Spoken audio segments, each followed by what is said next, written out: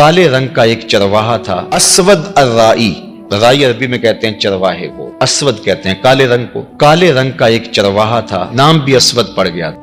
کالے رنگ کے لوگوں کو لوگ کالو کہہ دیتے ہیں ہمارے ہاں، تو اس طرح عربی کے اندر بھی اسود کو کہتے ہی اسود تھے، تو اس کا نام بھی اسود پڑ گیا اور تھا بھی کالے رنگ کا۔ تو حضور علیہ الصلوۃ والسلام ایک غزوے پہ تشریف لے گئے تھے اور یہ اپنی بکریاں لے کے گزرا اور اس کی نظر حضور کے چہرے پر پڑی۔ آقا کریم کو دیکھا، حضور نے دعوت دین دی تو اس کے دل میں ایمان اتر آیا، تو اس نے حضور علیہ السلام کے ہاتھ پہ بیعت اسلام کی اور عرض کی کہ حضور اب میں تو کہیں کا جانے کا نہیں ہوں، اب ان بکریوں کا کیا کروں، یہ تو میرے مالک کی بکریاں۔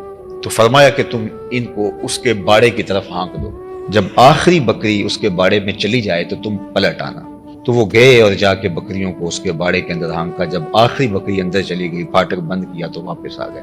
اتنے میں جنگ کا بازار گرم ہو چکا تھا، گمسان کی لڑائی شروع ہو چکی تھی۔ تو یہ آئے اور میدان عمل میں کود پڑے اور بکریاں چرانے والے تھے، جگری کے ساتھ وہ لڑے، پوری ہمت کے ساتھ آگے بڑھے، لیکن دشمن کی تلوار نے ان کو کاٹ کے رکھ دیا۔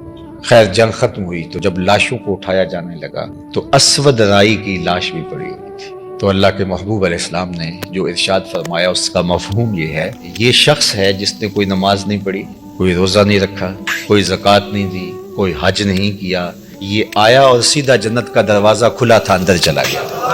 تو ایمان وہ بنیادی چیز ہے، کامیابی اور فلاح کی ضمانت شروع ہی ایمان سے ہوتی ہے۔ کچھ بھی نہ ہو آپ کے پاس، ایمان کی دولت ہو، اور یہ ایمان ہمیں کسی قیمت سے نہیں ملتا، یہ اللہ کی توفیق سے ملتا ہے۔ بڑے بڑے سمجھدار لوگ ابو جہل کو ابو الحکم کہتے تھے، دانائیوں کا سر چشمہ، بالوں کی کھال ادھیڑ لیتا تھا، معاملہ فہم تھا لیکن نہیں پہنچ سکا۔ یہ تو سودے قسمت کے